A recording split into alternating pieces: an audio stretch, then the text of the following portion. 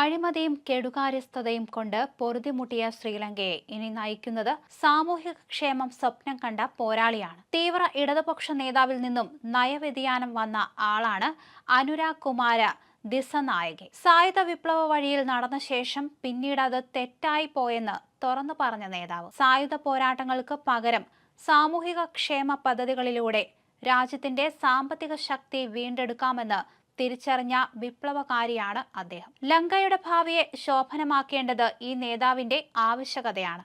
മണിക്കൂറുകൾ കൂലിവേല ചെയ്ത് തുച്ഛമായ വേതനം പറ്റുന്ന ലക്ഷക്കണക്കിന് തൊഴിലാളികളുടെ ജീവിതത്തിൽ മാറ്റം കൊണ്ടുവരിക എന്നായിരുന്നു ദിസനായകെ സ്വപ്നം കണ്ട രാഷ്ട്രീയം. സ്കൂൾ പഠനകാലം മുതൽ ഇടതുപക്ഷ സഹയാത്രികനാണ്. അനുരാധപുര ജില്ലയിലെ ഒരു കുഗ്രാമത്തിൽ സാധാരണ തൊഴിലാളിയുടെ മകനായി ജനിച്ച ദിസനായകയ്ക്ക് കൊച്ചു ദ്വീപിന്റെ ചരിത്രം മാറ്റിയെഴുതാൻ കഴിയുമോ എന്നാണ് ലോകം ഉറ്റുനോക്കുന്നത്.